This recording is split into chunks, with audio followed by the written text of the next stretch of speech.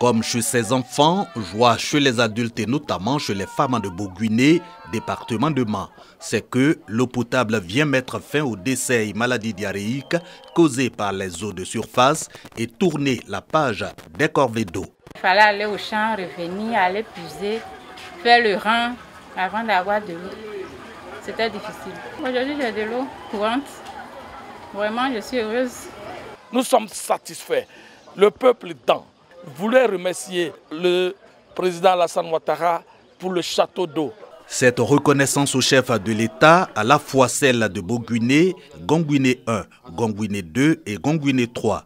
Pour ces 4 villages, le besoin journalier des 6 000 ménages estimé à 78 mètres cubes d'eau, désormais couvert, et 250 mètres cubes additionnels garantissent jusqu'en 2037 l'accès à l'eau potable dans cette zone rurale. Elle est équipée de 32 km de canalisation, un système d'interconnexion au même château d'eau. Le château d'eau multi-village, c'est construire un château d'eau et à partir de ce château d'eau, avec une bonne nappe, nous servons de l'eau à plusieurs villages. Et ici, avec un château d'eau, nous servons de l'eau potable à 4 villages. Donc nous faisons des économies d'échelle, ce qui nous permet d'aller en avant dans l'accès à l'eau potable pour les populations. Et de rappeler que l'eau est source de vie, le ministre de l'Hydraulique indique qu'elle est la base du développement et engage le district autonome des montagnes à la cohésion et à la paix pour capter d'autres projets. Un appel bien perçu par le ministre gouverneur.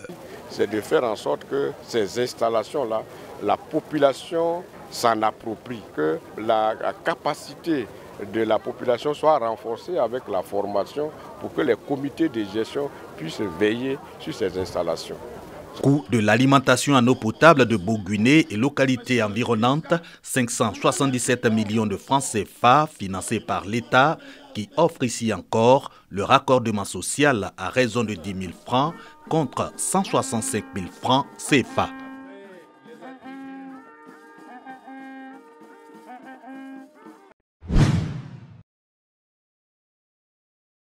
Le ministre de la promotion de la bonne gouvernance, du renforcement des capacités et de la lutte contre la corruption, Zorobi Balo Epifane, en tournée dans les départements de Zenoula et Goïtafla, région de la Marawi. Tournée pour voir de plus près l'état d'avancement des travaux de construction des couleurs de proximité de Maminigui et Zanzara, 2 sous-préfectures du département de Zenoula.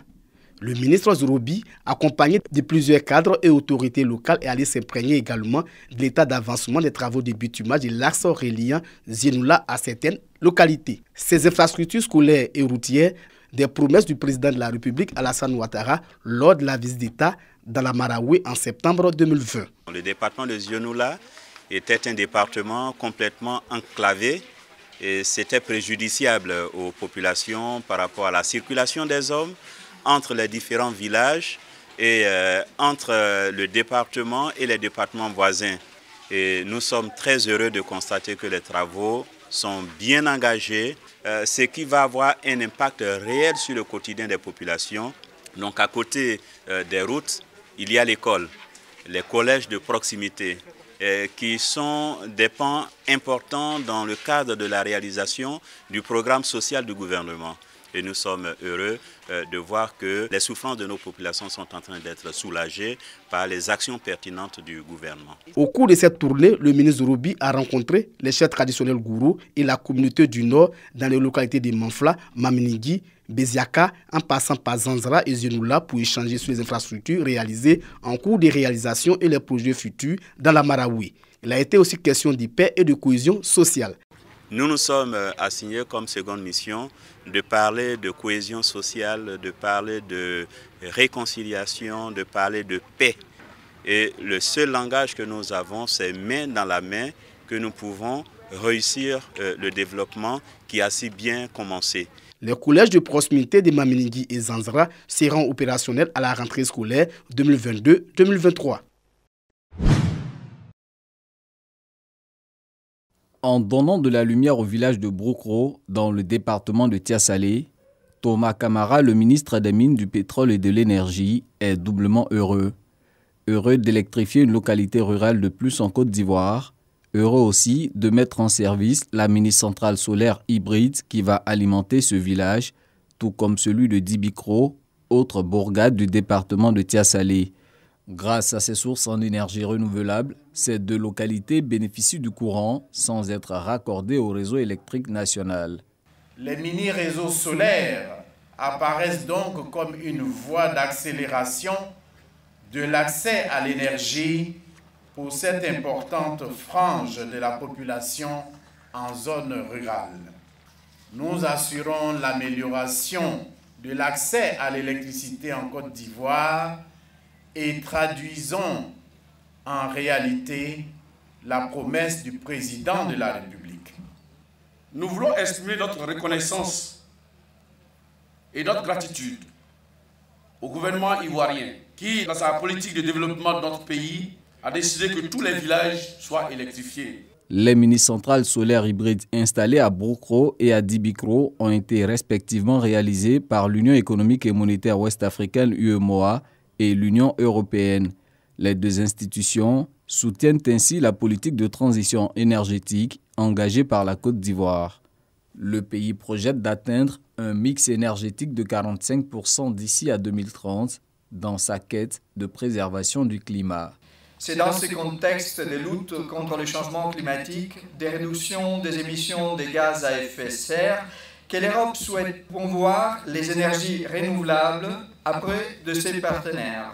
C'est environ pour la Côte d'Ivoire 2,250 milliards de francs CFA qui ont été injectés pour la réalisation de 6 mini-centrales hybrides solaires diesel, y compris les réseaux de distribution et les installations intérieures au profit des ménages. L'objectif du gouvernement, à travers le déploiement du programme national d'électrification rurale, est de mettre sous tension tous les villages de plus de 500 habitants d'ici à fin 2024.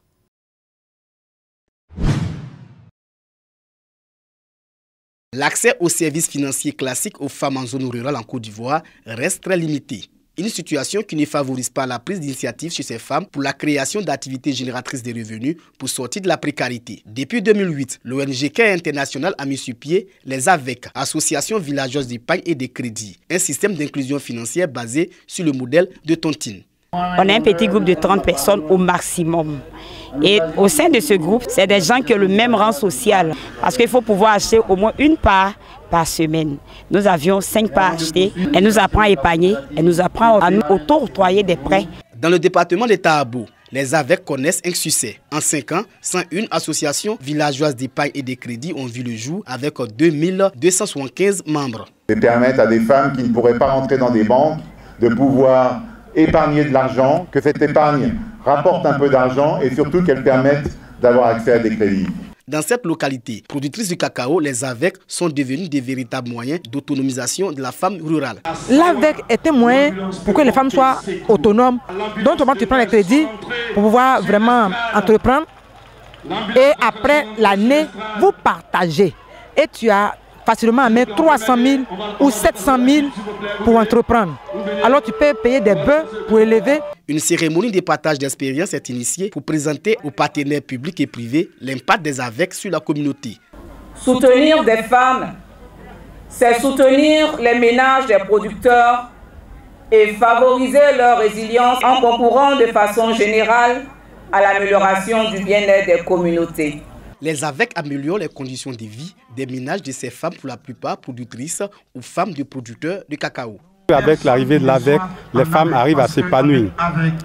Elles sont autonomes et elles participent aussi aux décisions des foyers. Quand un enfant a un besoin à l'école, madame prend la charge, j'arrive et me dit non, tu n'étais pas là, voici ce que j'ai fait. Je trouve qu'avec l'AVEC, il y a un avancement.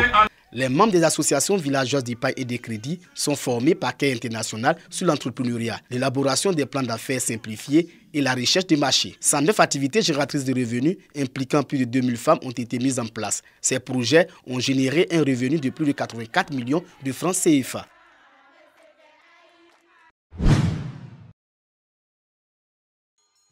Je suis un enfant, mon avenir est à l'école. C'est l'intitulé de la nouvelle émission de Radio Cavalli de Guiglo. L'émission vise à contribuer à la sensibilisation des parents contre le travail des enfants dans les plantations de cacao et à leur scolarisation. Cette émission est une idée de la présidente du conseil régional du Cavally, soutenue par les responsables de la radio.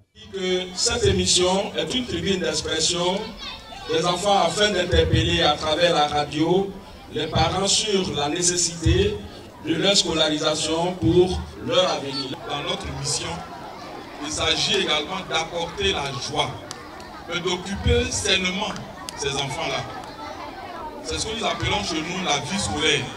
24 écoles primaires de la ville de Guiglo seront en compétition pour la première phase de cette émission. Je voudrais lancer un appel à toutes les structures qui luttent contre le travail des enfants afin qu'elles appuient la radio pour la réussite de cette campagne de sensibilisation à travers des missions Les enfants du Cavally. Nous devons lutter pour l'épanouissement de nos enfants. Il faut rappeler, la première dame de Côte d'Ivoire, Dominique Ouattara, fait du travail des enfants dans la cacaoculture son cheval de bataille. Ce programme de radio va s'étendre aux autres localités de la région du Cavally.